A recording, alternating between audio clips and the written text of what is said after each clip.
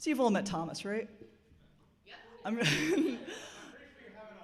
I'm, I'm going to allow Thomas to introduce himself and what he's going to be talking about. I've heard a little bit about the layout of this talk, and I am very, very excited about it. He is a multiple-time World Sudoku Championship champion and just both famous and infamous in the puzzle community. And he is going to be explaining to us how to solve Sudoku like a world champion. So Thomas, it's all yours.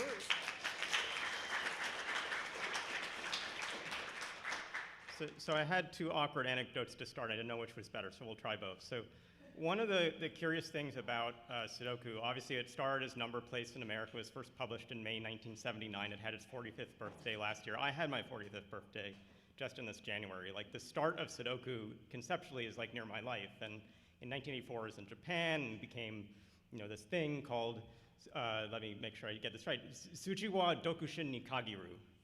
And the way that's sometimes translated to English is the numbers must be single. But the actual Japanese word single is the same as bachelor or alone. And so I am in my life a dokushin. I started solving Sudoku to recover from a breakup of a long-term relationship. And for 20 years, I've not been able to commit to, is Sudoku part of my life or not? Like sometimes I'm all in, sometimes I feel like I'm out. And so that space of like, Sudoku is tough for me because that's what you know me for. My Wikipedia page will talk about this thing. And my life, I want to be a great problem solver. I want to change medicine. I want to think about if Sudoku puzzles can affect people when they're old, or even in neurodevelopmental when children are young.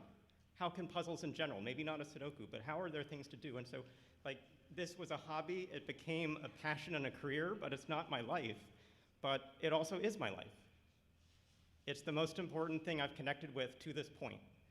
And to be able to be in a place like this, like another part of being single, when I started with Sudoku, there weren't places like this to come together. And so where you are so appreciative that I was able to come here, I'm so appreciative to start to see settings like this exist and to dream of where they'll be in those 10 years when we're all here together, maybe not in Dedham, but somewhere, again, celebrating the community and the communion we have in this puzzle style.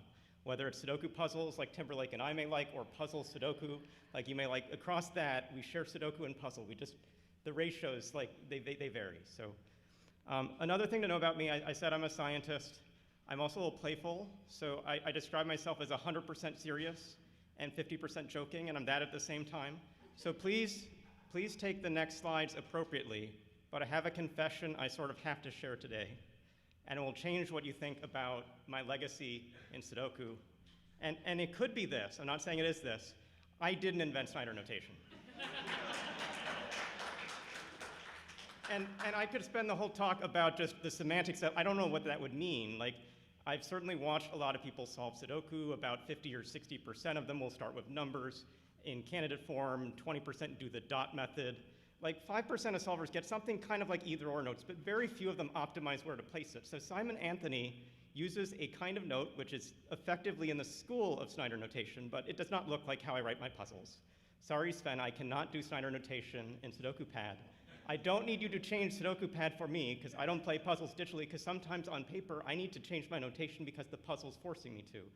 And so we could take the next 90 minutes and just have a notation workshop, like how, and we shouldn't, but that's just say, this is weird that this is the thing that's now, the next thing people know about me is a thing that feels inevitable that smart solvers find. Like my friend Weiwa Wong is like, why is this named after you? This is my style. And when you first, I didn't learn it from my friend, but my close co-author, we converged on a solution to how to solve Sudoku fast. And he won 4 World Puzzle Championships. And if there were Sudoku Championships about 5 years sooner, he would have won them too. And that's a space of saying, when you think hard about these puzzles, you sometimes converge, not just on the way to solve them. You can converge on the theme of a puzzle, the solution of a puzzle. You'd be surprised how limited, when you do certain things, this space can be. But at the same time, it's infinite in its potential. So I'm not here to talk about inventing or not inventing or, I won a championship. I showed Simon Anthony in Prague how I played. He changed how he was solving, and he grew with it. And he was the first of many people I was teaching this stuff of. He's taught all of you. So I'm happy that teaching the teacher to you, that you've enabled a way to now play harder puzzles, but where you're enabled to sort of think smarter because of that. Like, notations are a support. They're not a tool or technique. They're a support that get you further. So that's not my confession.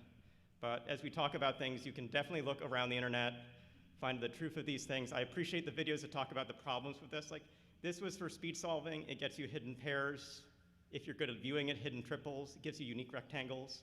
You can sort of find naked stuff with it, but it's not the notation you use if you're a naked solver. It's not the notation you use if you want to look for Y-wings. Like, it's not trying to be that. It's trying to be the fastest in what appears in a World Sudoku Championship.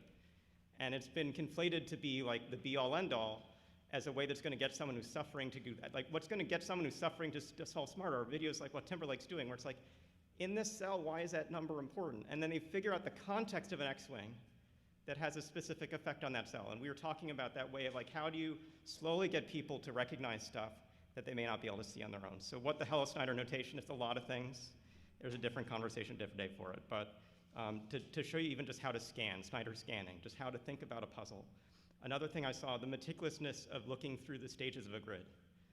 It's very important you don't waste time searching randomly. I would love to have something that just tracks where Simon's eyes move, but I'm pretty sure he mostly searches randomly and he doesn't do a lot of Sudoku follow-up steps. And so I don't, when I knew him in Prague, he was still solving Sudoku, and I think he's doing something different now. At least he's not solving as strongly as when he was in the top ranks. I think 60th place when he first appeared, but that was still a good score. So another confession, and I think all of us sort of write puzzles now, so this is more about the community outside of this room. I use a ton of computer assistants sometimes. I even will just say, I want to know what 1,000 grids with this pattern could look like, and then assess if this has a bias towards X-wings or Y-wings or can't be filled at all. And I might even then say that seed is so good after I renumber the things, that's a puzzle. Like, I may not choose to tinker with it.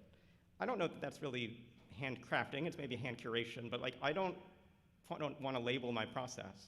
What I do want is my puzzles to look sort of important. And I think that's where if you're setting, it starts from like what's shown here. Like, I want to make a 4-leaf clover puzzle. I want to have it have a triple. How do I do that? Like the 5, 9, you can't sort of see it on the page, but in this book, Puzzlecraft, you start by writing by hand. Or maybe you start with some of the tools we heard about, but don't turn it on to the auto-solve mode so it tells you all the reasons your grid's already broken. Eventually you need to know why you're breaking your grid. Or your solver is not going to be, like, you probably aren't good at setting the seed if you're also breaking the grid. Just be aware of that. The game of a puzzle maker is to write a puzzle that the solver can solve. You are trying to lose, but you lose by being approachable, accessible, all those things. And you end up with puzzles that may look curious, but they're inviting. Like that puzzle is the only puzzle during my last hypomanic phase of a lot of creativity on my blog. There's some awesome stuff out there that no one has ever solved, but a lot of people talked about that puzzle, which is why I brought it here.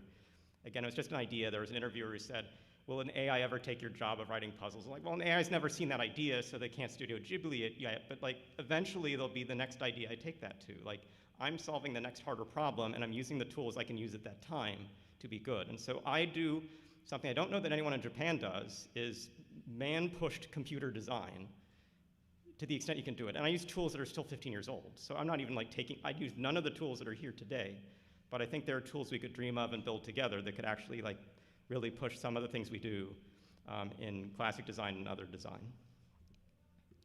So the real confession is a story that is going to take this talk to get through, but it's something that broader this community has always been weird to me. Is the last time I won the tournament in 2011, something happened that doesn't really make sense, and I'm only going to describe a fact pattern here, not sort of how it happened.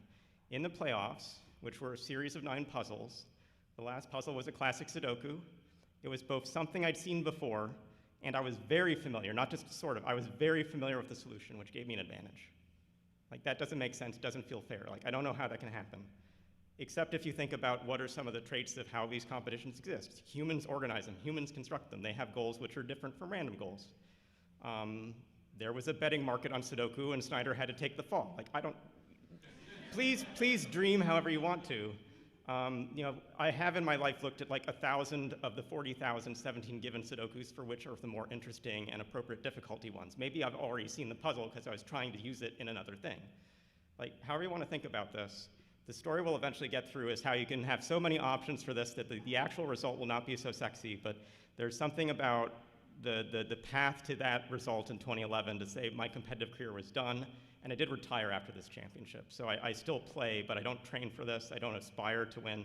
There are people in this room who I think may have a very good chance to win, and we sort of hope that some of the insights encourage those people to play. But it's not a 45-year-old's game. So this is a story across 5 years of championships. It's going to start with the fundamentals, what's the Sudoku, what's the championship. It's then going to start where you don't think you should start, which is how to solve an impossible puzzle. You're sometimes thrown into the deep end, probably even your first time with a cracking the cryptic puzzle was feeling like you were thrown to the deep end. But what I think will be the core of the talk is basic training in the art of Sudoku, sort of if you're really thinking like you're really approaching this puzzle well, how are you meticulous, specific, fast? What does it mean to be fast? Have you thought about your pencil versus your eraser? Like, are you using that right? Are you sleeping well when you're traveling 12 hours? There's so much that goes into it. The simplest thing is probably like the stuff you could get from a business management book. Like the tricks are to start young, get in your 10,000 hours, find a coach. Like Malcolm Gladwell doesn't have the right number, at least varies by styles. This wasn't my story, but it's interesting that in the last year I met someone a quarter of my age, Yang Sky Ladao from China, and this was a competition in China. So understand they have a good training system with children, but they also then learn the construction styles of their constructors. So I don't know that he's gonna be this robust in the next few years of tournaments, but he's still on an upward trajectory. I'm stable, and stable in the sense that I'm not getting faster, but as there are more Yangs in this world, I'm gonna keep dropping a little bit in rank by just faster people that follow me. In this room is someone who's in 7th place. I didn't have a photo to put in this deck before this happened, but just there is another horse in the race who I'm excited to do. He's only a third of my age, not a fourth of my age, but it's impressive how young, with the puzzles that are now available, this can be. And that's because I was 12 when I first saw a number place.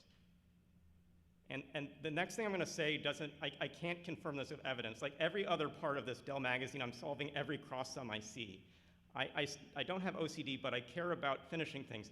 I believe as a 12-year-old, I recognized number place was boring because I don't finish any other puzzles. There are no other puzzles I can find from my childhood of doing number place. And there's a problem with this puzzle, which we'll get to later, which required a change in how it was presented, which Nick Lee and other Japanese constructors made. And that's why I was basically another sort of, like in 2005 in graduate school, when the Sudoku boom started, it was basically the puzzle coming back via a computer constructor and the Times of London that this became a thing again. And so it's interesting to sort of be at that stage, but what it meant is being in the first wave of players, a different approach besides starting when you're 2 or 3 or 4 years old can work, which is just in general to be a curious person who can solve different kinds of problems and learn quickly. And you can get 80% pretty fast, and then you're probably not gonna get the last 20% if you don't put in the next 9,000 hours.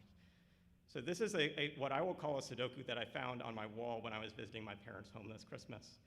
This would certainly in Games Magazine involve 10 pieces. There were 9 that were 2 hexagons, 1 that was 3 hexagons. You'll see there's like an ox symbol and a scarab and other stuff. Along the rows of this triangle, you've assembled a form of that triangle shape so that no symbol appears in those directions. It's fundamentally the no repeat constraint. I'm sure this was a t-shirt send-in puzzle. Like I wanna sort of talk with Will Shorts and find like when this was exactly done. But I was solving puzzles like Sudoku since I was young. I was doing lots of other things since I was young. And so my story, I think, is like optimizing for, and with the help of great parents and support of parents and computers when I was young and mathematics education, all that stuff, like that I somehow had a copy of Albert Camus' The Stranger, like at high school as a sign of the depressed sort of person I must be, but at the same stage, sort of how I was already like maturing in a different way. Like, this is the story I have. And it's that sense of a general foundation. Like I use the term AI saying actual intelligence. I'm sick of it meaning artificial intelligence. If you know how to do a fair amount of stuff pretty well, then a new problem presents to you. Find the tool in the toolbox you have, or you know how to build a new tool from the tools you have to do this. And there's some stuff in Sudoku I'm just genetically special for. Like I have very good eyes to track and see patterns. Someone who I don't know is here today, but spoke yesterday, who's a biologist, said like seeing patterns and recognition, like I can pretty quickly tell you there are 3 1s and 4 5s and that, like, I just count that quickly. That doesn't tell me where to place things, but I don't think people convert numbers to places as quick. I'm also awesome at word searches. If you conceptualize, like looking for Q's and K's, like that is not hard for me compared to most people. Like word searches may be more boring, but just to sort of say like, my specialties are those types. I'm actually pretty slow at cross sums compared to the world level. Like I can do 9 + 8 + 7 is a 24. Like I know those things, but I'm slower than that. I actually have places where my number and language brain will confuse. I've written E's instead of 5s when I've solved a cockroach because of sort of a connection of the concept of the meaning of 5 tied to like, I'm a Dan Brown Da Vinci Code kind of sort of reader of like A = 1.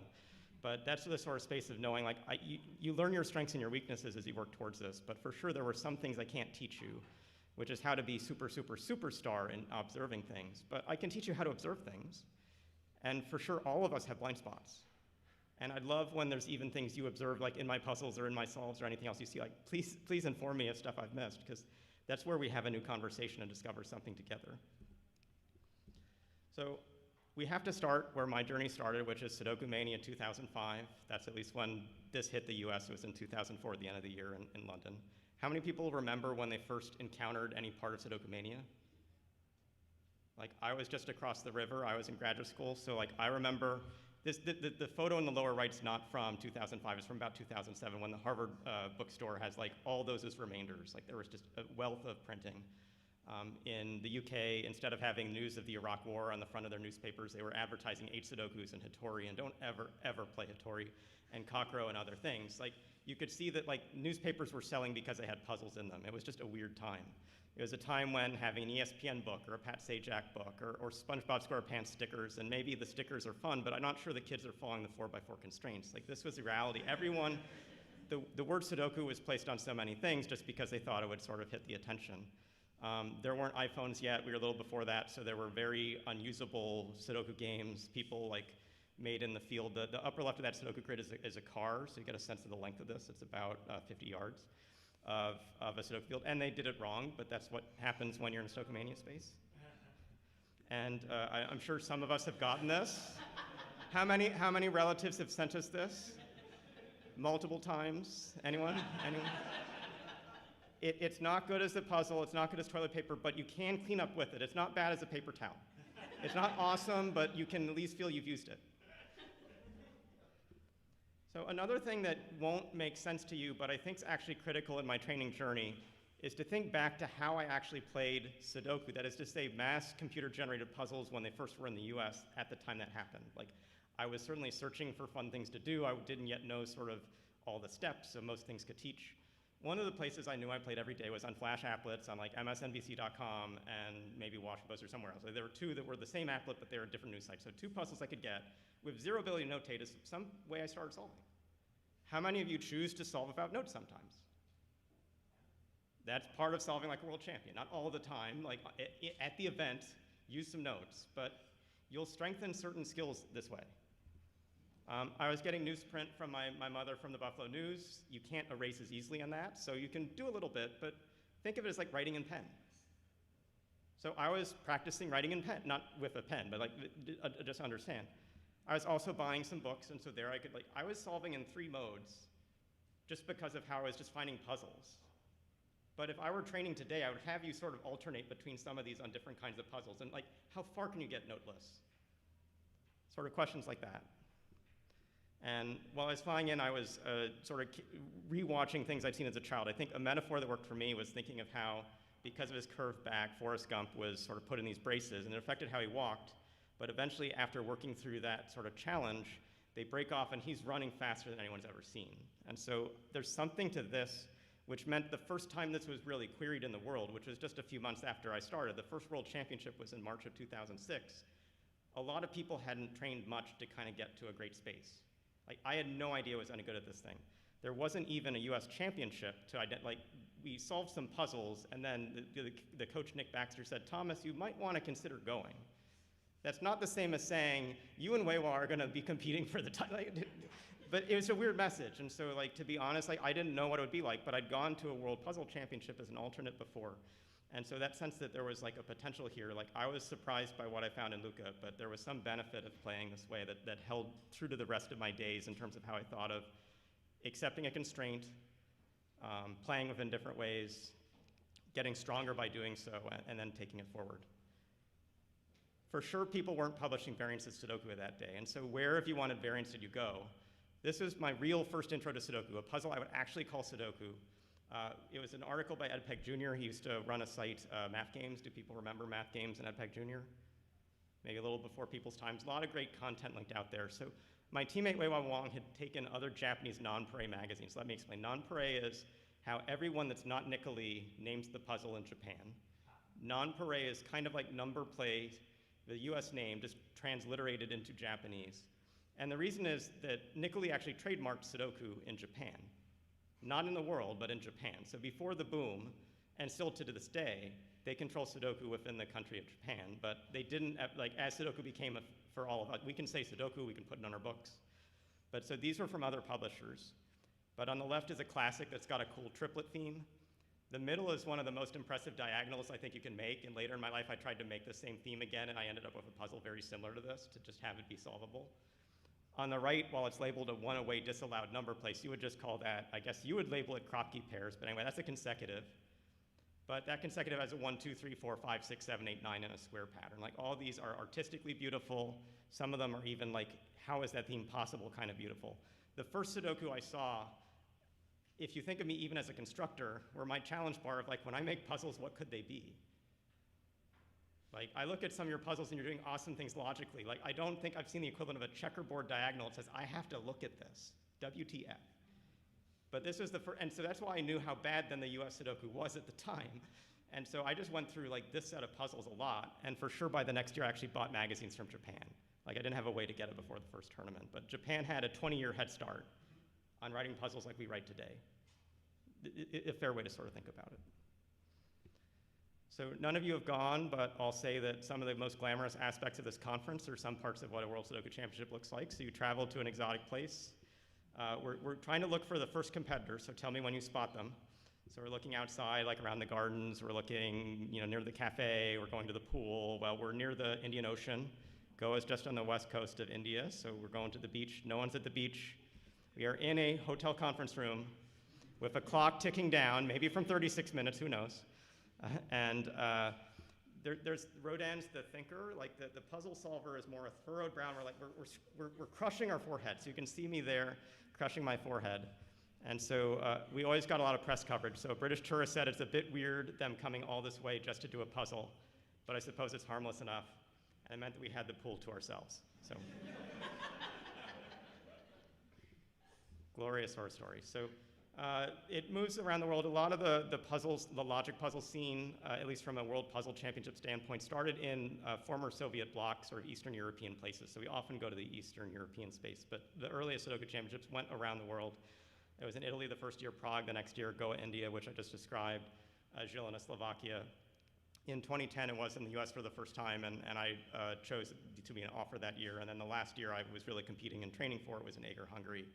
And that was the first year they brought back together the WPC and the WSC. So it took a 2-day event to become a 6-day event, and then like your brains exploded. So there was some form of, I really wanted to do the WPC and couldn't do both, which drove sort of my choice at that time. But this is sort of the early days and what that looked like.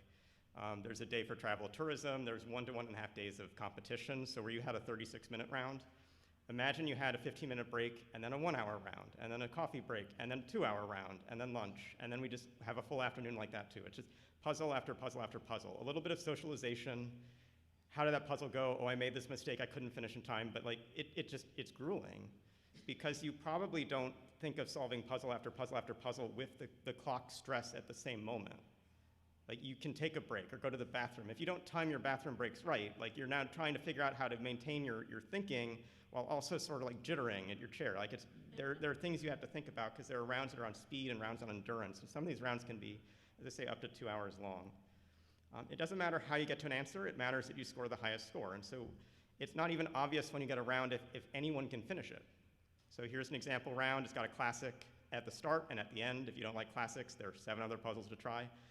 You'll recognize maybe 5 to 6 of these. The one I know for sure you won't know is Pip's Sudoku. In the early days, there were a lot of puzzles where numbers became other things. And so Pips are the faces of a die.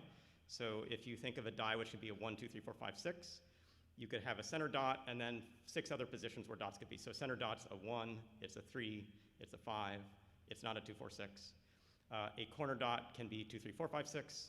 And a middle on the side sort of dot can be just 6. And so the real way this works is you get a few of the corners. So like 2 corners that aren't diagonal could be a 4, but not a 2. And it can still be, anyway. It's not a great style, but like in the early days, to make a thing out of dice or out of Morse code or out of stuff, there was some of that. There's much less of that now because there are much richer variants too. But if you think of like the start of even odd Sudoku, it was there at day 1. Extra regions there at day 1. Consecutive Sudoku there at day 1.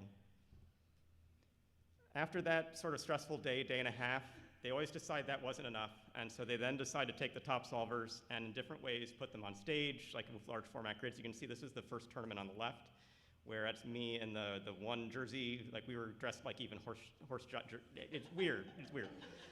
And Wei-Hua Wang, my teammates on the left, he was also second place. On the right's more the stage you saw sort of here, people on a table. A lot more space between competitors to be safer about cheating risk, but we weren't concerned yesterday in the same way they would have been at Goa. With any of these championships, and there are now some online, like the Sudoku Grand Prix and other stuff people mentioned, you have like 3 days, maybe up to a week, where you'll see the rules of stuff, and you just start to think, like, how am I going to approach this championship? And you may want to start even have a contingency plan. Like, if I have a great morning, how do I want to play safe in the afternoon? If you have a horrible morning, how do I want to like still feel good about my life and have an okay afternoon? Like, there's psychology around this tournament that's as important as solving puzzles well. For sure, you may see new variations. A goal may be, can I construct a few of them? So it's not the first puzzle I've solved in the style, it's conceptually the 5th or so.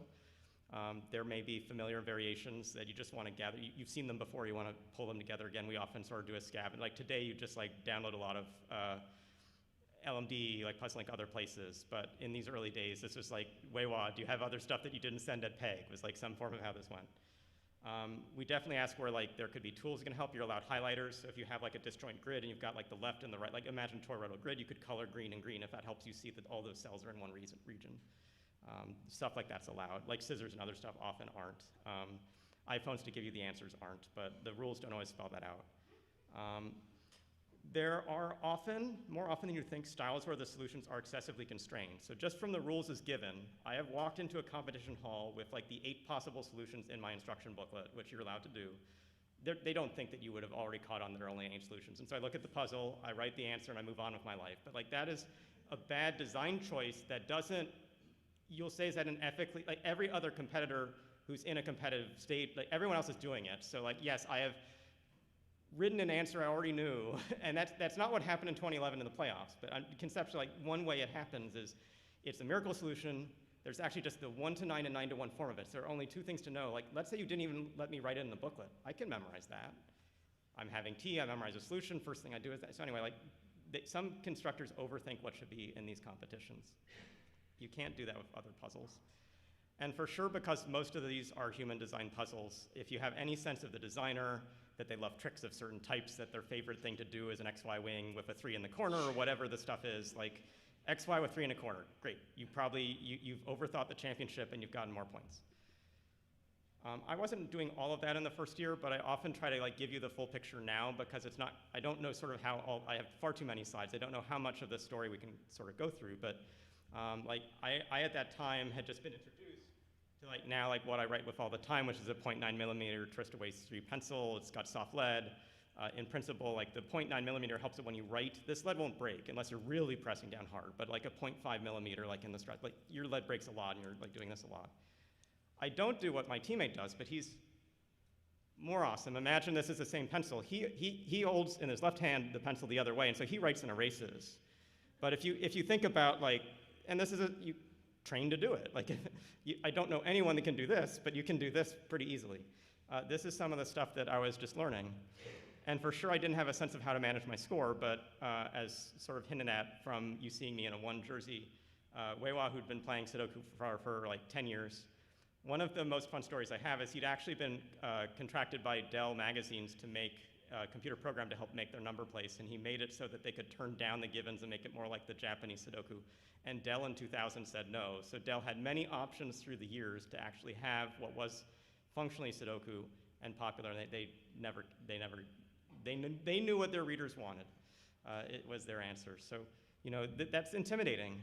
Like I think I jumped over it in his photo. Like, he already had a T-shirt of the classic Sudoku that was when he got so far. That was the one that stumped him, and that was the end of him. Like, he knew he had to guess at that point. So he had like whatever his like sledgehammer incomplete T-shirt. Like the person I'm playing off against has had a far more history of doing this than I had. And at the end of this list is Tetsuya Nishio. I don't know if people are familiar with Tetsuya Nishio's name for any Sudoku or non-Sudoku purpose. Anyone? Someone familiar? Nishio is like the better version of bifurcation. So, and we'll talk about that soon. So Nishio logic defined about 17 ways online, but I'll tell you the way I define it because I applied it while he was 2 meters from me. Is something he's known for. He was also one of the 2 co-creators of Paint by Numbers or Nonograms or all of that. And that was one of, when I was a child, besides battleships, like my favorite puzzle as a child. So like, pretty impressive to play with someone. Like, he was in his 60s. And the thing that I never understood when the media did this, they were trying to use more the age comparison than the personality comparison. I was compared to Pete Sampras, and the most silent Japanese man I've ever met was compared to John McEnroe. And so Sampras and McEnroe was me playing, and I don't think any part of your journalism is worthwhile at this moment, but like, you cannot be serious, like with some form of like where I was at. So anyway, the playoffs are a mix of things. They did a survivor style, which is not the way to run a playoff unless you want it to run very, very long and get very, very stressed people and just have the press like, when is the photo I actually need to have, which is the one that it was at 2:45 when the classic Sudoku finish happened. But the story I want to tell is a little bit about the puzzle just before the final, and sort of how, like, if you look through things, it's not this one, I'm just graphically showing a thing. If you prepare in advance, you may at least have ideas that will turn back on when they become relevant and you don't know that they should be relevant. And so I never solved a cubic Sudoku except for the one from an EdPeg magazine, but with this geometry, like, cells in them repeat. The thing that was important to say, like, what are toroidal geometries and what do they really do? And this is a problem that is the one we're going to talk through. It's the one that has a pretty weird story, but I think for me, I will call the most impressive solve in my career ever, for a host of reasons. And it's still like, looking back at it, I don't know how I achieved what I did in the way I did, and you'll say it wasn't 100% logical and there were nichos, but my first nicho taught me a thing, and then the second time I used it, I taught myself a rule that I generalized after the competition. Like, I've never made a rule during a competition that let me solve a puzzle, but this one pushed me that far. But it starts, step one, be prepared. Have you ever seen a toroidal before? I'd seen one once at the US Puzzle Championship. The author was, let me remember, Michael Rios. What tricks were there in solving it? I didn't encounter any. Most of it was tracking the grids.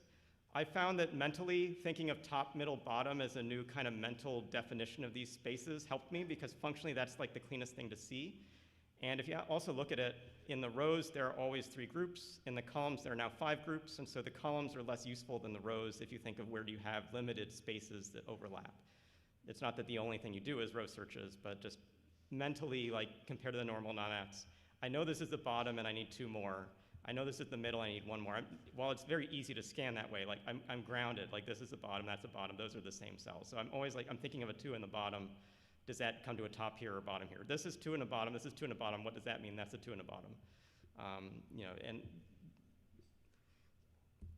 this is a solution, and this is the only time I'd looked at a toroidal solution, but has anyone noticed anything curious in the solution? Say again? I think I heard roping. I sometimes call it banding. I'm not sure actually what the term is. I'm only going to shade it in this one place.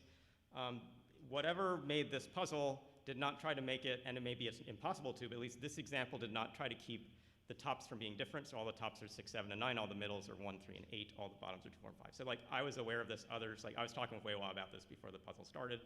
This is some part of preparation. Like, maybe at some stage in the puzzle, remember this. It's not going to be useful at the start. Like, that was some stage of where it was at. Okay, you've got a puzzle, you're in your first minutes, and with a toroidal, like, you don't even yet know what the geometry will look like. So you're probably not starting by scanning, like, you know, and putting Snyder notation. And take a big picture look. Like, there are 16 digits in this grid. That's useful to know. 7 of those 9 numbers are there twice, and 2 are there a single time.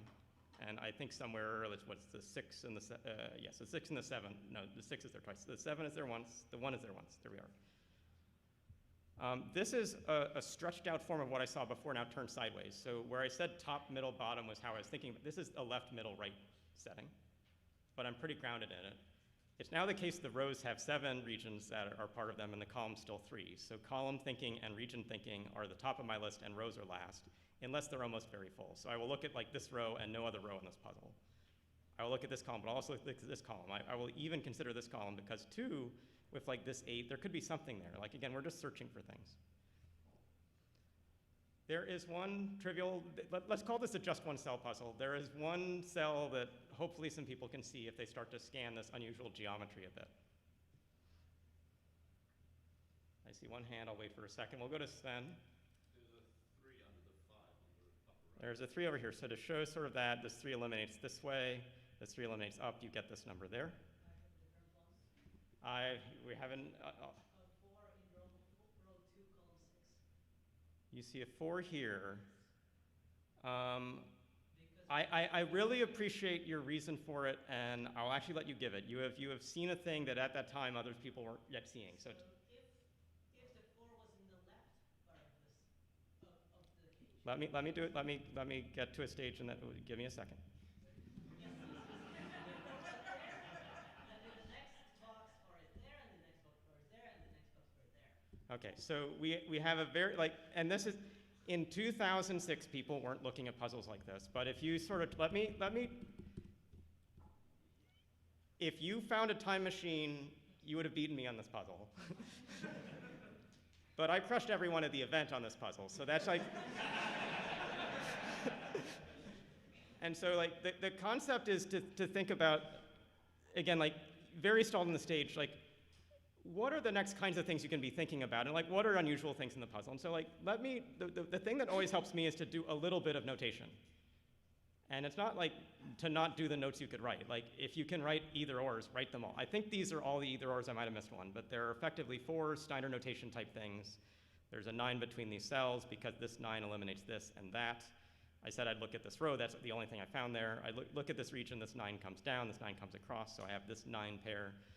I have this 3 sort of leaving just these two, sorry, these 3s leaving just these 2 options. If I said, what did the 3 give me? The 3 gave me this that I didn't have at the start, and the 6 is always there. And then there are 2 naked, I'm sorry this is less visible, but in green there's a 2, 9, and a 2, 8 here. And so if I'm even being greedy, like a 9 giving me a 2 giving me an 8, like 4 is useful to look at, but not if I'm still thinking like what, so I will get the right side and then the left side. So trust me, I got the 4, but I did not get the 4 within 10 seconds of seeing the puzzle for like, I was saying I really loved what this 9 could do because it would actually give me 2 other cells. And so I'm not gonna like force that in, but I'm gonna like, I'm playing next to Nisho. Nisho logic is sometimes described as you choose a candidate and if you see if it succeeds or fails. I think they forget something, you keep it in your head when you do that trial. Like my sense of Nisho as a puzzle editor is if I can look at a puzzle and say, oh, and then almost move with my finger, not my pencil, and say dot, dot, dot, dot, okay, I trust that. Like as an editor, I could solve this puzzle in ink because I'm not writing 4 or 17. I get not 20 digits away, uh-oh, there's a contradiction. Like that is actually bifurcation. And so I respect Nisho a lot more, but the community will say, an AIC is logic and a Nisho is bullshit, and I just don't agree. Like I don't think you would define what, and I respect this man much more than like how his name is being assigned to a guess. Like this is not a guesser, neither was he John McEnroe.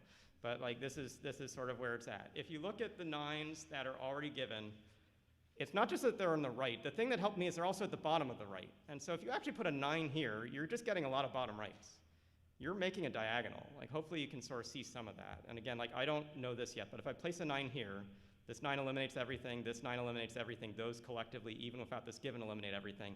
This is basically a swath. It's just gonna fill the space. And that looks okay so far, except if I go 2 more steps. Like there's a number in the lower right that's not a 9. And so I've eliminated one of 2 Snyder notes. I can put in this 9. In principle, that gives me these numbers. Like, I placed a 9. Can I just give other 9s? At this stage in the puzzle, like, we had a 9 note here. This didn't affect it. But we now have, like, this region, which looks a little trivial. Well, where can we put stuff? Maybe here, but that's not making me say, like, what's going on with this column? In that column, this region's got its stuff. This region's got its stuff. There's these 3 cells, and they see 9. So this is one 9 you can get right away. This is the other one. You can work through this puzzle on your own at some time, but some stage of like, I got a 9, I looked for 9s. For sure at this time I finally got these naked marks. I don't think I had the naked marks until I was at this stage, and then I quickly saw that there's that 2 and that 8. And then I finally started to see things like, I've got a 4, 8, 9, I got a 4, 8, 9. I was finally being greedy. And I said like, 4 is really important. Why is 4 really important? If I can put a 4 here, I think I can force triples now geometrically in every place, and now the puzzle's just gonna be done. But that meant I had to disprove it in 3 different cells, and that looks intimidating until we do what you already said, which is if a 4 stacks on the left, another 4 on the left, those eliminate the middle and right of this region, so the 4 is also on the left, 4 also on the left. Basically, left and 2 together means always left, right and 2 together means always right. And it's okay to do like a right, middle, left, but if you ever have 2 in the same swath, they're gonna eliminate everything but the same rightmost or leftmost of a 3rd region. And so this is the kind of generalization of that logic. And so going through, this is all logic. I now start to write some numbers underlined because I think the triples are all forced. I can't mathematically show it to myself quickly, but I'm like, I have 4 minutes left, but I know I can just write in the puzzle if this is true. The 489s go in pretty quickly. I start to get some other digits, and I actually see it's not just that 5, 3, 1 is a triple, it's actually also the same 5 over 3 over 1. This is a top, heavy, middle, or whatever you want to call it, and it doesn't have to be that way, but I think the constructor didn't care that it looked that way. And I wrote these in, I submitted, and I knew I was onto the finals. That was my goal. What I didn't expect was this. After time runs out, I check around, and no one else has done anything in this puzzle but write that 3. I'd been hearing writing around me, and so you hear writing, and you're like, they're seeing something. Why am I not seeing it? I'm not writing. I'm just looking at my 9 notes and other stuff. And they were doing full marks of this puzzle. And like, I will respect full marks at some moment for some things, but this is the dumbest thing you can do, particularly if you're on a poster board and writing in markers so you can't erase. So like, I don't know any form of this making sense. But after 15 minutes of being desperate, I also understand why they would be doing it. Like, I have had puzzles where puzzles that YouTube streamers have said, Snyder failed on this one, and yeah, I had a puzzle that took me 45 minutes to solve because I didn't see the one thing I ever needed to see, and I got desperate. But like, I didn't expect to happen. And for sure, strategically, a 9th place player who would have advanced if he was 1 point ahead should have just a single number anywhere in the grid, and Tetsuya Nishio does not guess in a puzzle. I mean, Nishio's in his name, but there was nothing else in his grid. He self-eliminated by not at least taking a bet, because like the rules of this were like a tie, he was the lowest rank, he was gonna be eliminated. So there was not a decision based on skill, there was a decision based on 8 over 9, and Tetsuya Nishio was eliminated before the finals for not taking a guess. So remember that about Nishio.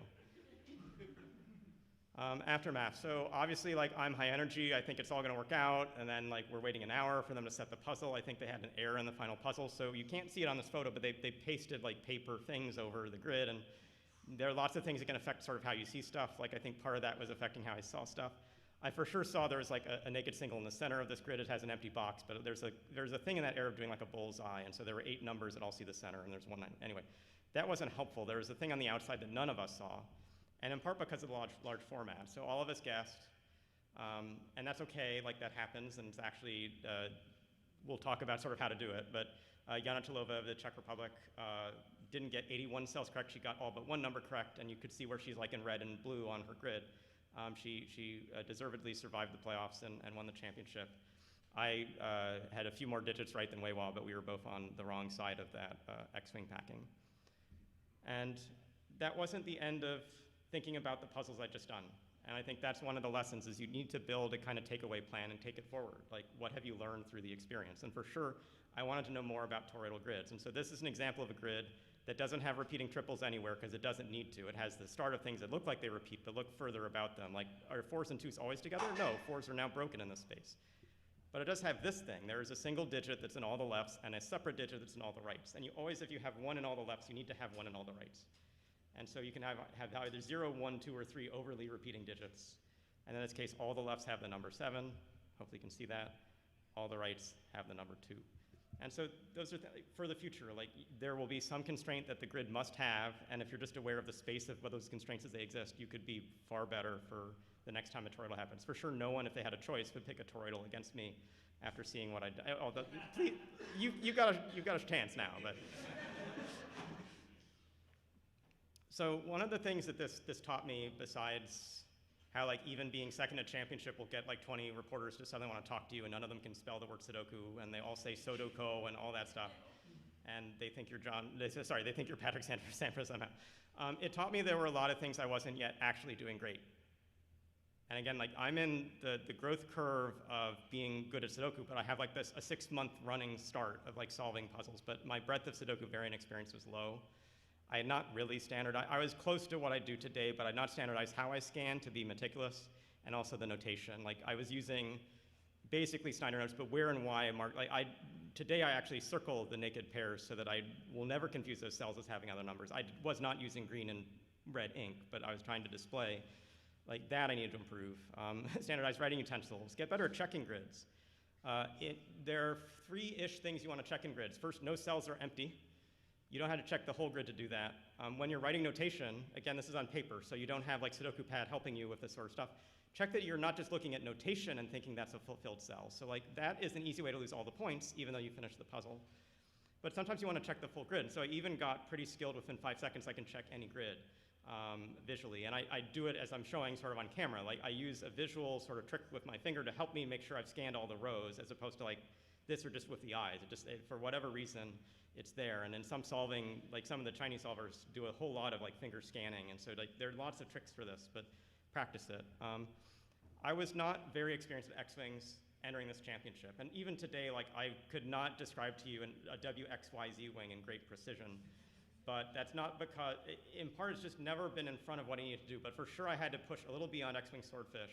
And then coloring Y-Wings in any XY cycle is basically how I look at Nishios in general, and so I'm fine. But I have to at least get the robust X-Wing and Swordfish kind of to be things I just know that these spots could have them. And I could not have logically solved that classical Sudoku given my experience in 15 minutes if it was in paper in front of me. I would have guessed and finished it, but as I said, like, I would not have done it in the way I would have wanted to be able to do it. I was not strong enough at Sudoku at X-Wing specifically at that time. I didn't have different channels like Timberlake's to sort of help me with that. And now like my puzzles are helping his channel learn X-Wing. So it's a fun way the sort of cycle goes through. I didn't do it initially, but for sure, training to just be good at large format puzzles. If you really care to win championships, and not just like on the wall, like blow that up a lot more, like solve those, like solve the form of what the Post-it notes was at. Solve with a marker, because you can't erase when it's on poster and they give you this. And so if you're used to like erasing things, or like your legibility is better because you have like a 0.9 millimeter ink, like my little numbers, like an 8 and a 6 look very similar when my handwriting is sloppy. And so these are all things, like you can know that those are things to do, like how to do them. Like buy more books was an easy step. Focused practice is my answer for almost everything else except travel with my own pillow, which still helps me to this day to kind of improve sleeping habits. The variability of European beds and pillows is not something I need to have entering a championship.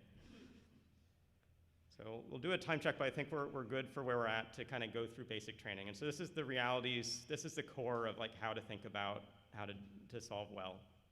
And includes two things: a way to measure yourself, like that if you're gonna do focused practice or like dedicated practice, you're not just solving 100 grids today, solving 100 tomorrow, I'm suddenly better. Like that's not how you actually really improve. If you think of how the best athletes broke like the 4-minute barrier in running a mile, it was not by just running. There were days where you go up hills or days where you run fast. And like Roger Bannister doesn't have at that time, didn't have all the traits of how people got really fast at running, but it included benchmarks. And so the thing that I was very sure about, or I made the claim at the time, was that I got 30% better at Sudoku between those years. And it's a little tricky to prove that, but I'll at least show you one example of how I think it's true. And the question is to ask you, like, between the first year, the second year, and the third year, how many people, and I think this should say top 9, but it says top 5, how many people do you think repeated in the top group? Like, was there attrition in this cohort, or were these people already the top and stayed the top solvers? And Peter Hudak and Nicholas Ivanovich, who are great, were still there. And by the third championship, no one who was actually near the top in the first event was still near the top, except for a single person who you have the pleasure to hopefully say hello to. I would love to say hello back. And a curious thing, like the most important thing, like again, I said like Weiwa had many, many years of experience. It's not really that you eventually marry and then you have children. There are other reasons you start to slow down, but functionally, like the way he solves does not drop off a cliff as he's 1 year older. And so he's the kind of baseline, at least in some form of this. And like I have improved, and new competitors are also better, and they're now showing up. And so I think Weiwa had a poor championship, and maybe he should be around the 20s. He's still around the 20s the next year. But if this is 0.7, that's 0.61. The functionality of the field with an anchor of someone like Weiwa is to say that I at least have some credibility that I got better. But you know, he had Snyder-like notation, that's gonna help him. Like all this sort of stuff is there. How to do benchmarks. This is tough in every single other puzzle I've ever experienced in my life. This is only advice I can give for classic Sudoku. It is not just to compete with other competitors, it's to really compete with yourself. And you can run a double-blind experiment in Sudoku. Hopefully someone else is doing one of the 2 rounds of blinding for you, but every puzzle has 1.2 trillion other forms of the same puzzle. You don't want to instantly do a puzzle you just did, but conceptually you can do a puzzle that's logically the same. We'll talk about exceptions to this, like a Fistomathel ring. It's probably not robust to this step, but a 1 and becoming a 2 and a 2 becoming a 1 and these rows moving is absolutely robust to this step if you're meticulous in how you look through grids. I think except for weird geometries that have human aesthetic traits, to like the center box is not used, and the best and only example I could say for today is a Fistomathel ring will destroy, you can't take a Fistomathel classic only and have me retrain on that this way. But everything else you can. And this is even where I hope someday, like I wouldn't have everyone do this. There are certain things I want to keep testing in myself to see what my decline might actually look like. But I think in general, in the same way Timberlake was mentioning it, there's a lot of data that comes through these puzzles. I think first when my eyes start, and I'm already getting some of it, I have reading glasses now, but they have no prescription. Like my slowing down tied to vision or tied to cognition or tied to executive function or sort of other things, like I don't know that Sudoku can tell all of that, but I have a lot of data on me solving puzzles for unusual reasons. And some of that was, I was training to just know if I was improving on steps. So this is a story of those transformations of grids. I know I'm a little behind time, but I'm still going to give you the just one cell interaction moment. This is what I'll call a Snyder Sudoku in the sense that it has a hard step and then everything else is easy, but that hard step is really the only place, except maybe a really, really crazy thing, to make progress. So knowing this is a tricky thing, does anyone see a hidden, naked sort of step of any size that might allow for notes?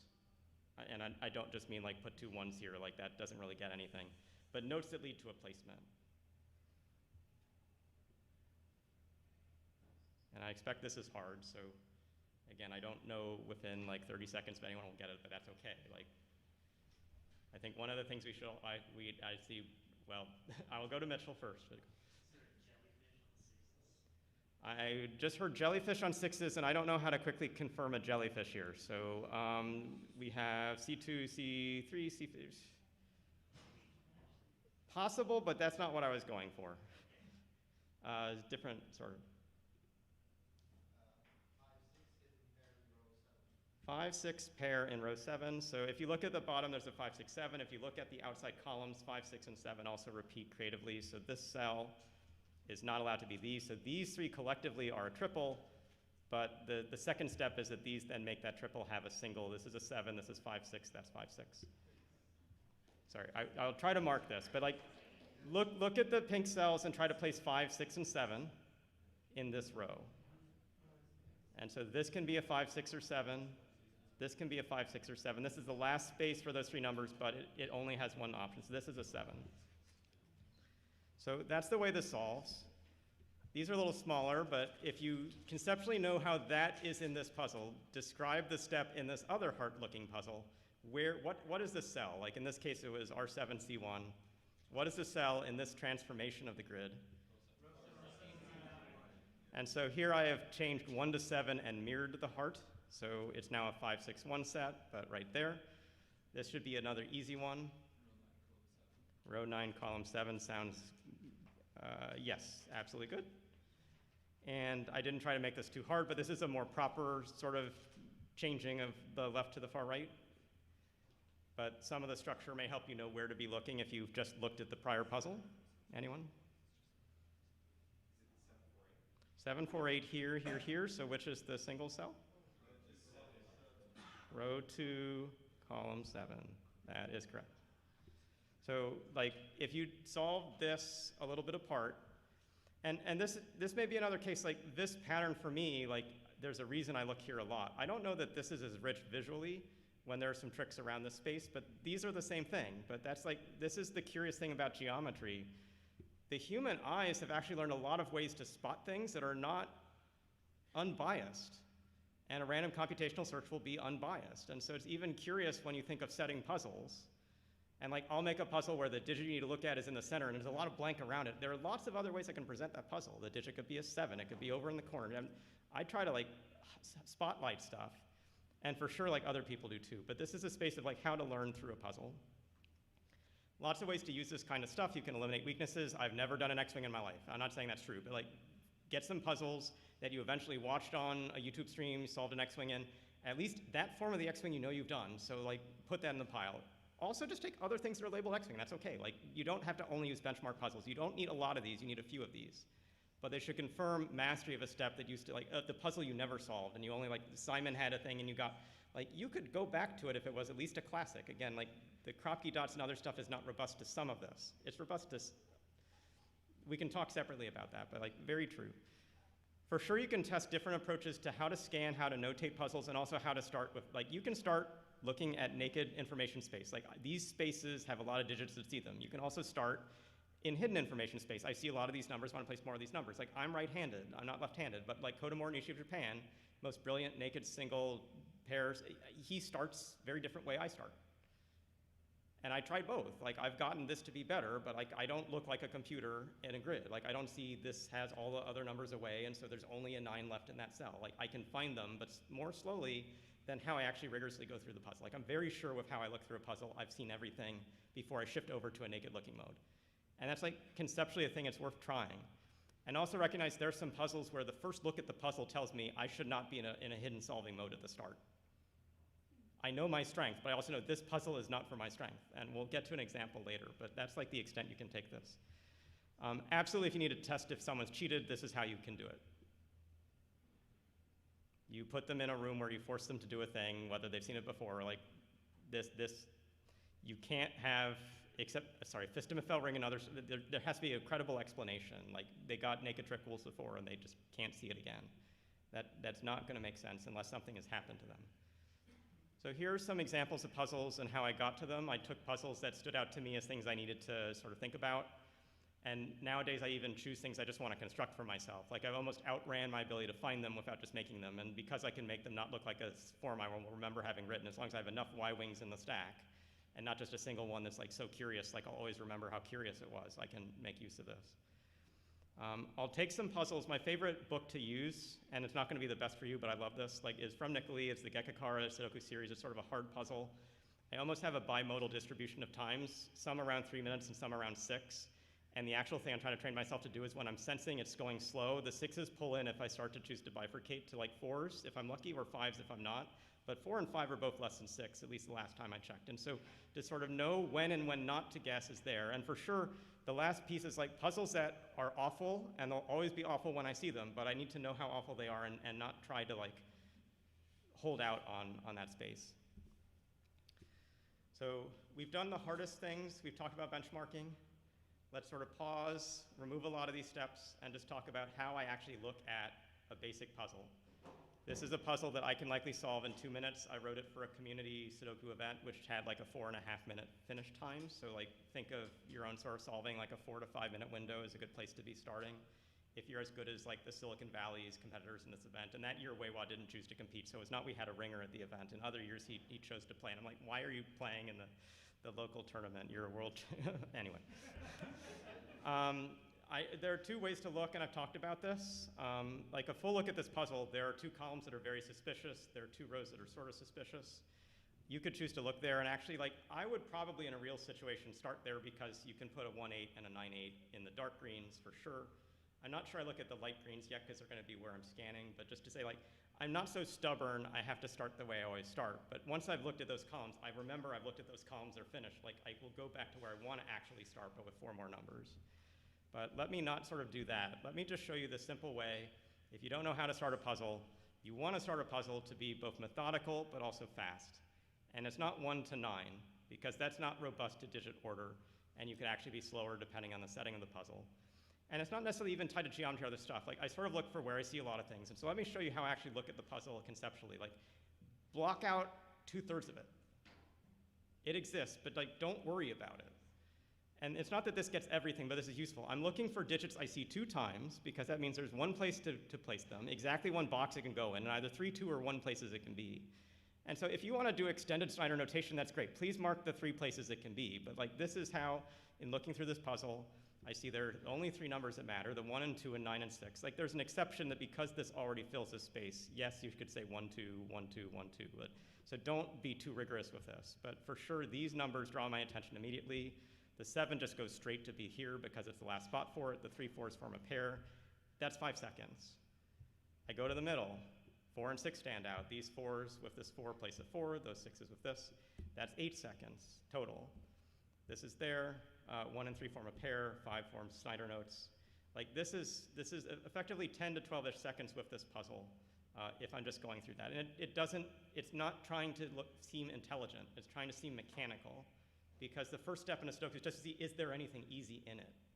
And if you do this and you don't even have a notation somewhere, like, please, like, learn from that too. Like, change where you're looking. Like, hidden information may not be the thing, or you need to only do cross-hatching, or like, please look at pointing pairs. But that comes with more practice. But if you still don't know when you've looked at everything basic in a puzzle, or you're like midway through and have I missed a Sudoku step? When Simon's chat, please tell him to just start to do this. because this in the middle of the puzzle will give you that the third placements are the last placements, last placement and shoot, whether this way or that way. They are always things you should have immediately whenever you place the last number in one of those directions that let that happen. Not trying to be sort of too critical of folks, but I'm just, this is, if you have to accept feedback, and that is the feedback. If you want to be fast, you have to like accept this. I will sort of give one last sort of comment, and we sort of talked a little bit about notation. It's certainly been visible on my slides, but like for sure I write on the edges of cells when I can. And I also sort of write a little bit larger when I can when it's on the edges of cells. There are different sort of thoughts behind that. Writing the number once is a better way to do the notation. If I'm looking vertically, I for sure see the number. It even stands out to my, like 1, 3, 4, 7 in that column, I pretty much see. I sort of miss the 5, 8. That's okay, because that's actually in the other direction, right? But like the vertical, like when I'm looking across the 4th row, the 3 and the 1 are sort of below. Like I can see that maybe there's, like maybe 3 is important, and like but 5, 4, 6, 2 are the only things you really see because you've moved the note out of the space. And another thing it allows, if you want to do your center notes like you already do, there aren't your Mickey Mouse zone is, the ears are gone, but they're in a space you weren't writing at all. And so it's not that this is great for all the variant puzzles you do, which include clues on the borders, because there my notes have to move around them, but like for speed solving, this is what my notation actually looks like. And you'll see in much harder puzzles, I think it's even easier to perceive cycles of these numbers when you sort of have a strong, like the strong link of a 3 is just seeing a big 3. And when I put a number below the 3, I absolutely want to put a number above the 3. I don't like type the 3 and then Sudoku pad removes all my notations there. And I forget the Snyder note has the either, like you don't track the next number as well. In this form, you always track the next number perfectly. Like you will never ignore that you just pushed a note away. These are just like, help yourself when you're tired to not make mistakes is some form of training. And so this is still mechanical, but there's a reason it's mechanical. Like the active part of your brain is not doing this per se. So this is marking the puzzle. This is sort of a stall point, and in a singles only puzzle, like it's hard to say there are stall points, but like you can look a little at the top, you can place an 8 by looking across, you can put more notes up top, but the real only next digit you can make in these bottom 6 rows is drawing your eye in one of 2 ways. If you're doing something that my first scan would have missed, but it's now allowed because these numbers exist in the grid, this 6 eliminates a lot of the choices here, so I want to write a Snyder note in these 2 cells. So I'm looking specifically in this column because it's going to be the easiest to eliminate. Like this 6 is less useful, so it's not the first one I look at. Like a crosshatch scan will sort of have you look here. So there's a 6 in the cells one way. Another is just looking here. Like Snyder notes let you see at least a naked pair. This could be a naked single, but for sure this is a 2, 6, and now I want to look at 2s, nothing in 2s. I want to look at 6. What's about 6? If this is 6, no, that can't be 6. 6 is here, 6 is there. And so like just knowing I want to look at the naked pair 2, 6, I've just initioed the way without cross-hatching to the same placement. And so like I'm willing to like take a few seconds with the 2, like useless, take a few seconds, it worked. Like that's not how people, you want to find the naked single and just mark a 6 there. Well, it's actually a 2 there, and it's not like, but I'm trying to like cluster the work. And so you get that placement. And now this is the thing that you almost need to have someone watching you and then commenting on how you've done this or not done this well. The easiest thing to do in a puzzle when you suddenly made a breakthrough is to track it down a path and then mostly stop down the branch you followed and look at the new things you're looking at. And forget that there's a place earlier in the stack that may be also where you need to keep following up. And so like, let's say I have the 6 and well, oh, at the top I can make a 6, 5. That's exciting. Sure, and I got that 5. I get this 5. And now I'm thinking about Snyder notes over here with 5s and other stuff, and like this digit has slipped my memory, but I'm here in this puzzle. Like the 5s over here are still doing nothing. Like the reason this middle column is useless is it's very hard until you can fill this space to get any numbers in these vertical chutes. And so this is the lynch point box, and so I want to keep my attention here even though I've marked this. And so I got to this because of a 2, 6 pair. That's now a 2. 6 is above, 7's there, like that row's done. Like I've consciously finished the row. I'm still looking at the 6. I want to consciously finish the column. I actually can, 7 over 2. I can consciously finish the box, 7 over 2. I for sure know by now, like this will just finish. But that, be conscious that a lot of times you got that crocky step and you got that 4, 8, and now this, like, and you will move it somewhere, but you'll forget you didn't do Sudoku with this number. Or actually with this number. It could have been the 5 matter and I jump back to this first, but once the 6 is not out of my visibility, I go back to other things I just wrote. I try to keep, like, the sense that you go back to random searching is not correct. It will eventually find it, but it's random searching. Like, if you weren't finding there before, it's got to now be true because of the only new things you've added. So, like, only look at the new things you've had, they've triggered a thing. And so this puzzle is, like, the wrong place to give this as an overkill lesson. But it's not just about the notation. It's about all the steps of looking at and following through with observations. Like, I see 2 3s here. Like, I don't yet see a unique rectangle, but there's sort of things that like pop in my mind when I see stuff. And like, it's overkill for this puzzle, but there's stuff to do. Last comment, which you don't have to do in general, but if you're at a championship, speed over elegance is always the answer. Like, I did do some guessing at the end of the toroidal because it would have been faster, and I was very sure the triples would be forced, but I wasn't 100% mathematically proven, going to get the Fields medal, kind of sure of it. Speed over elegance, like, don't erase notes. Like, Sudoku pad looks like this at the end. This is how a tournament puzzle looks at the end. And it's okay, like, here's Snyder notation, here's 8 and 7. Like, the graders will know everything. And I write lighter when I'm putting like notes in the middle of a box, so I will consciously be able to like, it's worse. I think briefly we had like a marker sort of version of puzzle. When everything's at the same darkness, notes will conflict with givens pretty well, but like light and dark you can do with a pencil very easily, so just like that's another thing to kind of keep in mind. But for sure, digital solving often overwrites the notations as you're using them, and so if it's even a new feature for Sudoku pad to allow like a very light transparent form of your old notes to persist until you think you've used up a Snyder note, or what, like, I don't know what will be helpful for you, but like think about where you might have like missed a thing in the puzzle because of how all the info goes away when you're excited with a 7. And now you're like searching which was the other missing digit. Was there a missing digit? I'm looking at 7s. No, there's a 2 that you could have placed if you just remembered. You overwrote a 2 note, which means you must get the 2 at the same instant. And so I'm not saying I saw this yesterday or on a part, but conceptually this is a thing that's, the puzzles end up like this in the digital tool. But I can't do the forensics like I can on my actual grid, and the forensics will help at any stage of the puzzle, including if I have to like tweak the puzzle or fix a thing. Okay, this is a puzzle with 2 solutions, question mark. You cannot have any conniptions with using unique rectangles as a step in your solving at any stage of the solving. Please just go, like if the puzzle has more than one answer, you will automatically get the points in these tournaments. You write not unique.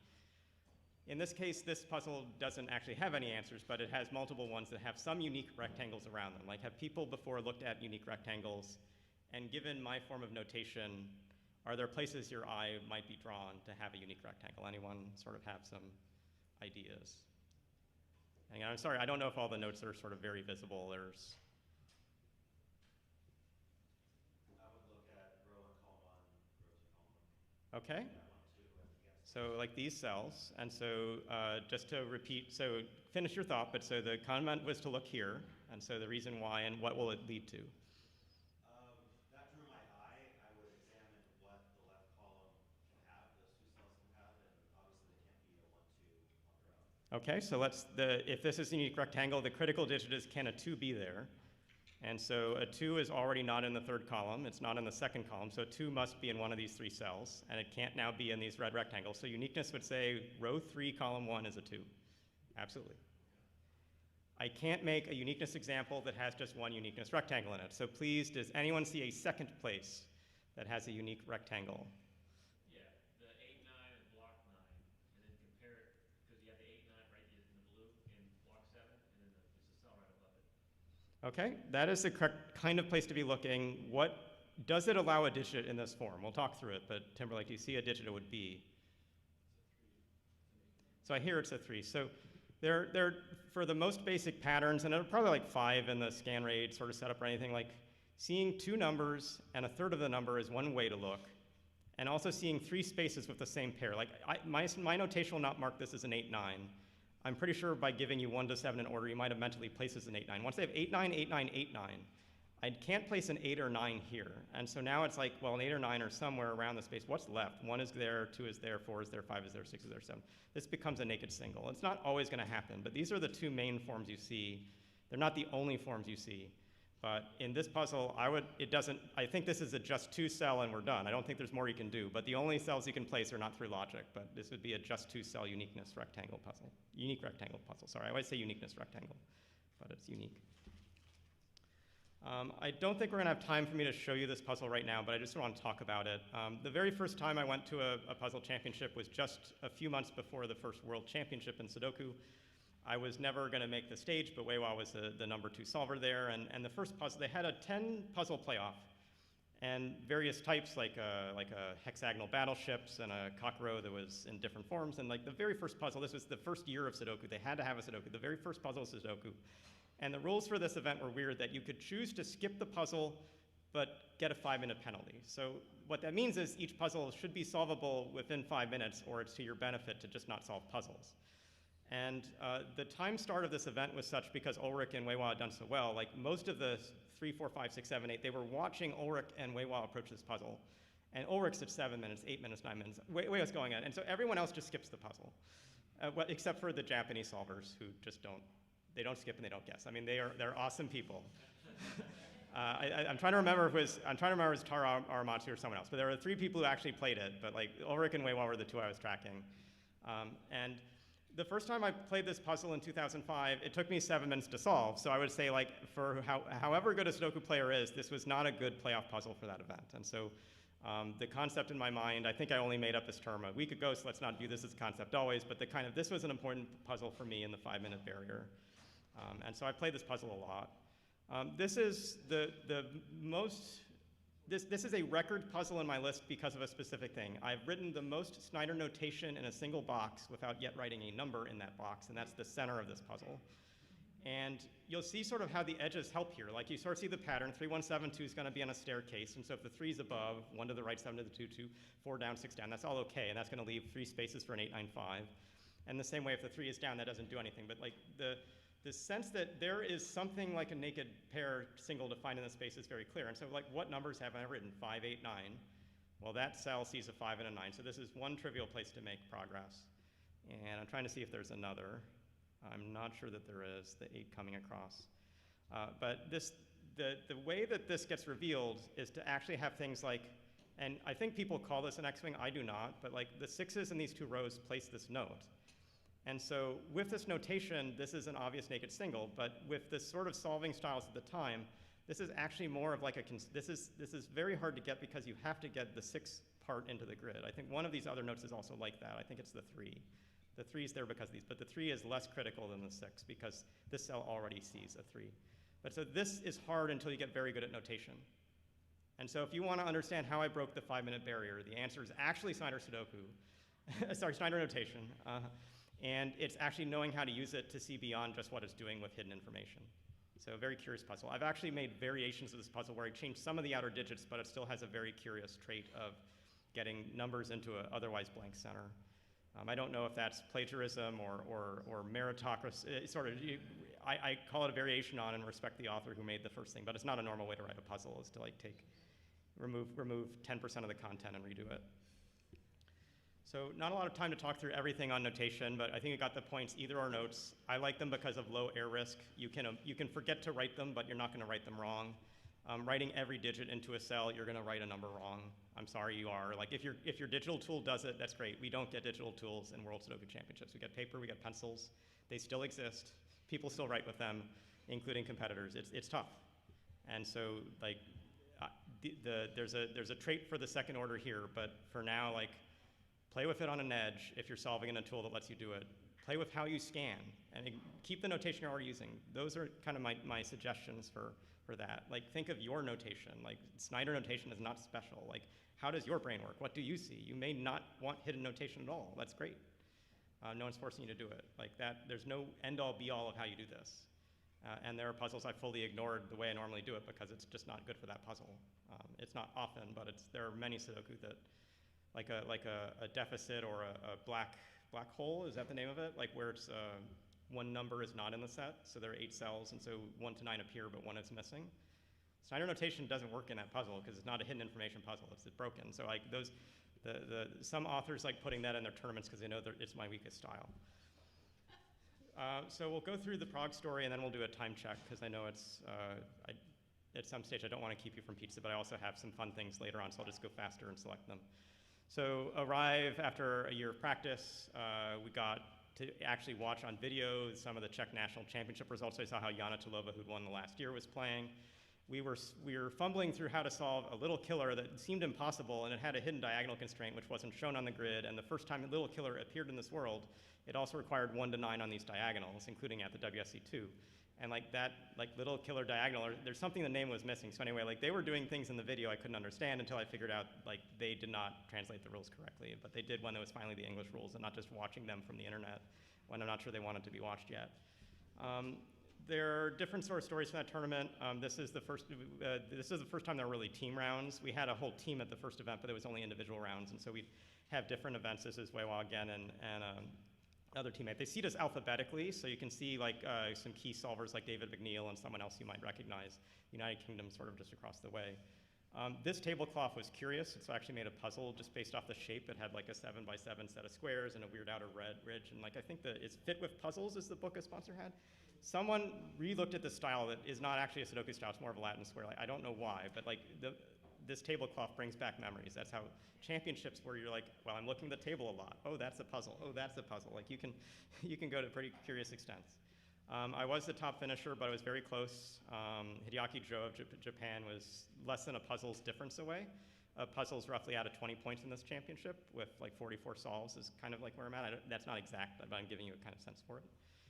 Michelle of Germany and Ko Okamoto of Japan as well. The playoffs were like we sort of did here, 4 down to 2, 4 down to 2, so now you had a final 4. Those 4 played to a final of 2 and sort of went through, and so they were always out of 2 puzzles. I always did well in the first puzzle, so I just was more relaxed on the second puzzle. It helps when you're feeling good. I could hear the audience oohing and awing, and it was often when I was writing, and I was probably like overthinking it, but I always felt they were watching me more for whatever reason. And so that helped reassure in different ways, good or bad. And on the handout is an example. This is a very approachable puzzle, hopefully, but it's a tough diagonal, but it's a sense of like the kind of thing we would solve in 5 to 6 minutes, and well designed. And having done that, like some unexpected things coming through that, I got to meet the leader of a country, so Václav Klaus, who was the president of the Czech Republic. He was later known for like going to Chile and like taking the pen during a ceremonial signing. It was like one of the scandals of his regime. So the way he like collected and kept my Sudoku papers is I think he just likes having stuff. Like that's just my sort of story. But some form of like my diagonal solve is either in his archives or well lost. But I didn't get to keep my papers. There was still a lot of weird Sudoku mania kind of press attention. The first interviewer was a sex advice columnist who went to different hobbyists' places and like asked, how could you use Sudoku in a relationship or in the bedroom? There are ways. Like I've written a proposal puzzle, and there is a married couple that like used a "Will you marry me?" heart Sudoku where yes fit in the but like I don't know how to like use it in the bedroom. Like that's. I mean, we always have jokes about naked pairs, but like I don't. So I want to at least hit this section and maybe less on kind of the cheating and other sort of things that go on. But like the art of Sudoku is really thinking deeply about Sudoku, and it's sometimes playing with like the designs of things, like a Sudoku.com post about an irregular grid where I'm like, well, that nonet looks like New Hampshire. Well, can I make all the grids in the thing look like states? Like my very first puzzle ever is this weird thing at the top. And it's been downhill since there, but some form of like, make a statement. If you want to know how to theme a puzzle that's hard and interesting, like, this is my challenge back to you. I think it's not what Nickley's going to publish. I'm going to give them a classic Sudoku like the bottom one. But like there's a space of stuff you can do that like this is like Google posted this for a week on their site. Like I got attention. Like I didn't have a blog with any viewers, and I suddenly have a few. That's how you get started. We were writing lots of puzzles, Weiwa and myself. So if you knew the basics of a cube, we just played with all the shapes. And then we got to like these weird snowflakes, other stuff. Like you just learn by trying. Hand construction has a nice implicit goal is you eventually get the community like feedback and like a love of just giving in all directions. Competition is a lonely game, and you're mostly going to be let down. Most people do not win or come close to the top, even if they try. But the love and why I still write puzzles is that the love I get back, if I write something and you as a solver say, I love that I saw that, here's the thing I thought about it, like there's a community that builds by writing puzzles. But for sure, the very first reason you should hand construct, paper, pencil. You learn how to fix mistakes. How often have you practiced fixing mistakes? Maybe a few times when you make them. When you construct, you make a lot more mistakes. So this just raises your rate of occurrence of needing to tweak a puzzle. And you may still want to have a computer program help you know if it's tweakable or not, like how far down the hole are you. But like the space of losing minutes because you fully erase and then you're trying to recreate a solve versus this is just 5 numbers, it's just a little bit over the grid to find them. This is important. The kind of really surprising thing is you can get in the constructor's mind. I don't want to actually spoil the puzzle, so I'm going to ask some of you to close your eyes in about a minute, but like Lipperl sort of wrote this 5-point challenging thing. Let me give you a sense of our testing times. We had a solver in 1 minute, a solver in 5 minutes, 3 and 5 to 6 minutes, and then 3 that never finished. We told them to stop at 10 minutes. The solver once said, I had created many one-cell Sudokus long back, and this was one of my ideas in those grids. Seeing the pattern, I got the solution easily. I didn't put names on this, but this is Ashish Kumar, who is the author of some of the puzzles that Timberlake was just showing, and he's written a lot for the site. He's a brilliant constructor, and that he, like, in all his ways, he's pushed himself as much as me in this. He's just not as strong on the competition side. He also has parental responsibilities and other things, but like just as that side. And another constructor at the end is like, I should have found it. I would have like looked at that space if I had the time. So I'm just going to quickly go through. So don't look. Okay, like that's real. These are human set puzzles. And so if you can think like a human designer, or like specifically this human designer, or like we host like this human designer, like maybe you're better when Thomas is writing some of the content. It's very real. The last is to start to intuit things that then may become generalizations. I don't want to say I invented Fistmafel rings because I did not. I wrote a puzzle in 2012 that when I was resolving puzzles 10 years later, like Glum Hippo in this room, and I don't know the numpasses here, it's like, ooh, Fistmafel ring. Like, I want to do a thing in these cells with numbers that aren't yet there. And if you look across the 2, 3, and 4, there are 8 of them in this ring. And so yes, functionally, but like, you can do this through pointing pairs and other things. So I was not per se building the full structure of it, but I was playing in that space. The cube puzzle from Weiwa is a rectangle elimination that was only added to like the named sort of tools for empty rectangles in 2023. We've got a great example of like looking to puzzle. It's got the circle and this weird tail, and it's like these spots are just an issue. You don't know how it's going to show up a second time, but I always kept this as a place to like do initio-like thing, because I don't do empty rectangles ever, but it's an initio step to just test. It's no different than a Y-wing in my mind about what it's doing. It's very different structurally with like the weak and strong chains. But that's a space of like how you start to bank ideas. And you don't tell the world about them until you're like retired and like it's okay to tell the world about them. But like some of us have these ideas in the back of our head. I want to make 2 bold claims and sort of maybe sort of challenge some of you here. And this is, I've now written 2 Sudoku championships. I think if I know, let me make the challenge I want to make. If I watched a little more of Simon and Mark solving, I could make 5 classic Sudoku that are Mark biased and 5 that are Simon biased. And I could ask them to decide if they want to win or lose and basically extort them from some money, but then give them the set and know for sure Simon will win or Mark will win. I think I can make that happen. I'm not saying I know it. I know for Kodomori Nishi and myself I can do it, not because I did it. But again, there are some biases that don't happen. And so this is, if you've never thought about Sudoku in number place, and I'm surprised no one's ever talked about this, but I like discovered this for myself like a few months ago. There are geometries that just aren't fully Sudoku. They're still using the rules, but they're limited. And so the real thing is like Howard Garnes had a 1 heuristic puzzle that was a few edits away from a 10 heuristic puzzle. So what is true in number place? It's not just that there are a lot of digits. There's something else that's very specifically true in the style. And the hint is kind of 4 with a space and then a 5. Like there are for sure 45 empty cells, but it's not just the number of the empty cells. There are 4 givens in every row. There are 4 givens in every column. There are 4 givens in every region. That's pretty insane balance. Like that is a lot of numbers everywhere. What it means, if I actually sort of show this to you, like this is a puzzle I wrote that also then required only 4 1s and 4 2s and 4 3s, because that's just what you do in your constructor. Like you don't have to do this too. Here is how every cell sees digits. You need to see 8 to have a potential for a naked single. Most cells see 10. Without trying to design a thing, a quarter of those cells are naked singles. So if you just look at a cell, 1 in 4 chance you've got it. If you look for hidden singles, also about true. And by the time you place one of them in, it just flows. And so what this means is this is so trivial.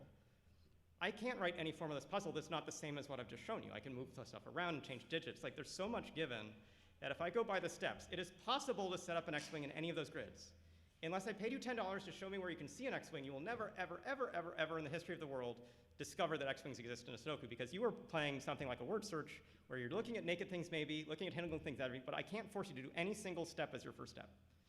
You could be a hidden solver. I can never make you look at numbers first. You can be a naked solver. I can never make you look at spaces first. Like this is why number place was a thing that never became huge. It's not yet a puzzle that's rich. A word search is a 1 heuristic puzzle. It has an audience.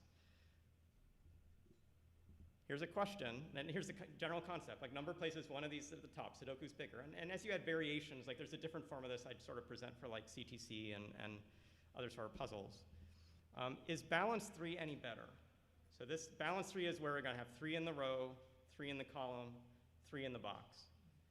And for some reason, I think it was first in Slovakia, they're like, well, that feels like 27 is a good number to have. It's got symmetry. Like this is a fair world record design. Like that was a comment. It's like, I've never understood how anyone could say that.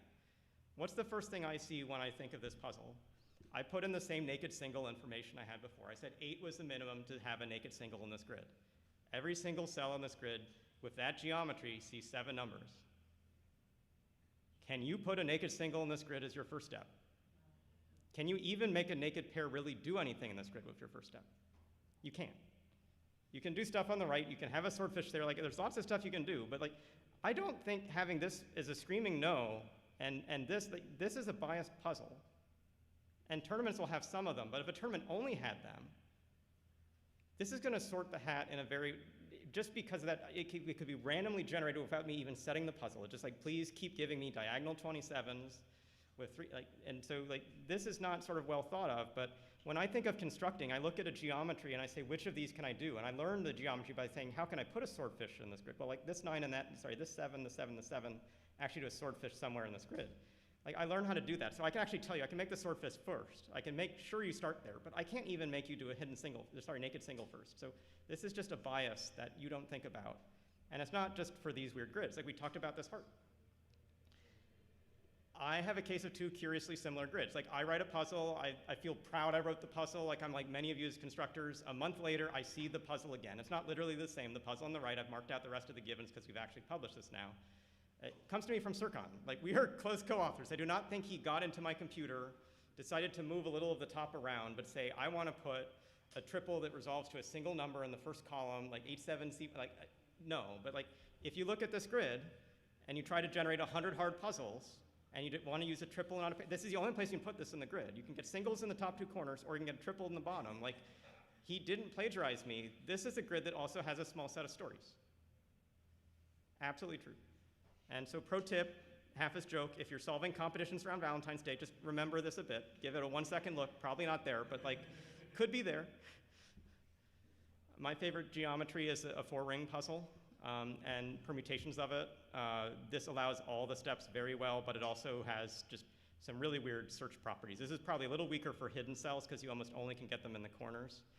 And so like children are not good at this geometry was one thing I learned by writing junior puzzles that started here because they have to like look at this and this number to find a single there. It's not true in this, but understand the only way you get to like a naked single is if these 2 interact with those 6. And that's just, they're not used to notating 3 in a column. So doing something like this, there's a pretty clear single. And then it leads to a single, leads to a single. So like opening it up actually gives you back the flexibility because then you eventually form this during your solve, and then you take it further. You can make a puzzle that says cool again by just removing this and that. And so like these are things I've done. So why do I talk about the 4 rings puzzle? Please do not solve the 4 rings puzzle on your handout from the WSC3 because this is a puzzle that has no easy, well, you can try it. This is at least logical, but it's not competition logical. So another good year with friends, there's like randomly a documentary being filmed. I think it's still somewhere on the internet. I certainly have it. These were Australian rugby players. They'd never actually really solved a Sudoku, but they couldn't represent their country for rugby, so they showed up with all the Olympic regalia and the jerseys and all they took it very seriously, but also as like a mocking experiment. So I didn't respect that. So we're coming for you, Thomas Snyder, we're coming for you. It's like, anyway, like they did not deliver against that threat. But someone who I'd seen but not known was super strong was. And so this is the only time in tournament competition that someone was a little bit ahead of me when I was still training for Jakub Androšek from the Czech Republic, a really, really great solver who had a lot of close misses in playoffs. He was doing something I hadn't really thought about, but since it's allowed in the rules, he brought a sketch pad with Sudoku grids already next to it. That when he wanted to not, well, we'll call it bifurcated, if he just wanted to like trial like 5 digits, he would just write them in the equivalent spaces without copying over the puzzle. And it's a great way to try to do that. It didn't always work when his guesses weren't right, but it helped him a lot. And he's superstar in the classics. If you give a classic that I can solve in 90 seconds, he can solve it in 55. Like he's super fast on easy puzzles. Generally the playoffs worked well. I actually won both of them. They had a classic only and a puzzle only.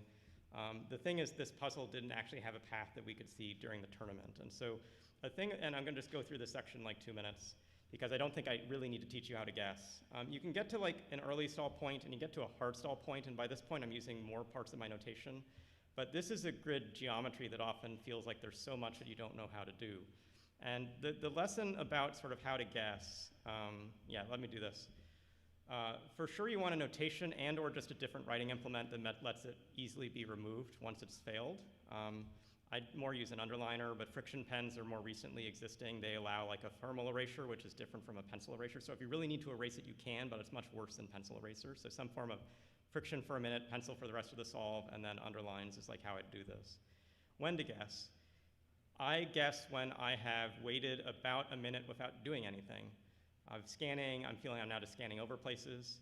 If I don't trust the constructors, I do it in 30 seconds or 15. And I will start every tournament trusting you until you break that trust. And eventually, like, the trust is just so gone, I'm mostly laughing in the cafeteria hall and having my scores just drop off because, like, I've given up on, like, the event. But that's some form of when to do it.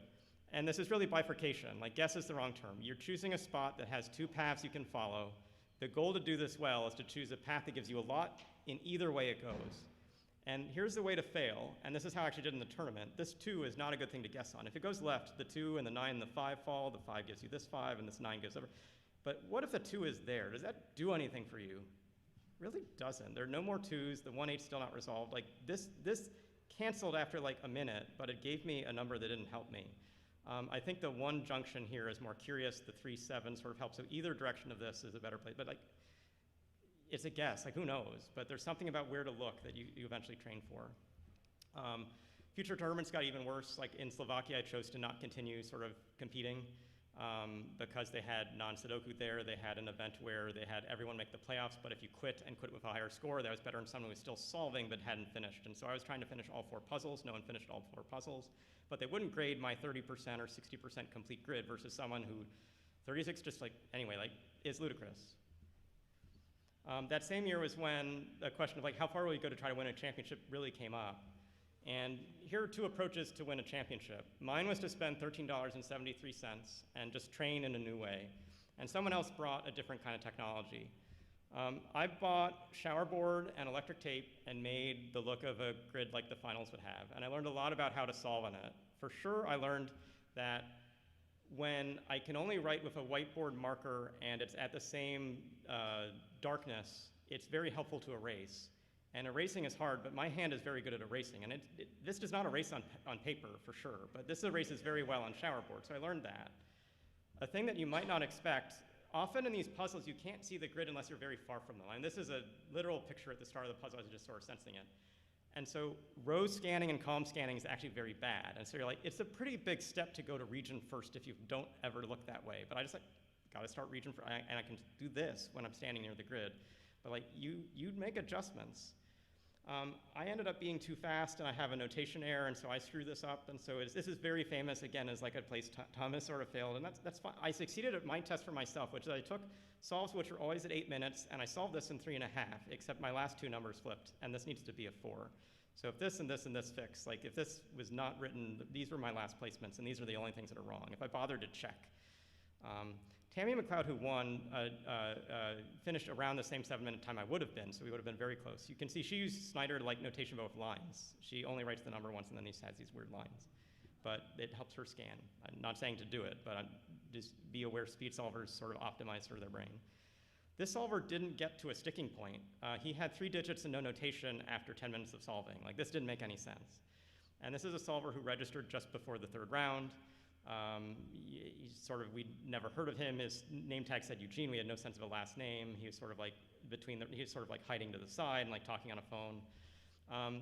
By the time we sort of talked about it, didn't make sense what he had done. Someone through my blog just searched for his name, and like the prior year, also in Philadelphia, someone at a chess tournament was accused of having like an electronic device on him and playing a grandmaster level, but he got to the bathroom and flushed it, and you know, the same guy, same name is doing this. And so obviously cheating had happened, and we complained about it, and there are lots of ways to cheat. You can just get something from the print shop. You can like look to your left and just see one number. I mean, this is like in chess, knowing one move is a huge help. Just knowing one number I don't know could be an actual huge help in any Sudoku. It's not hard to see one number. So just understand cheating is trivial here.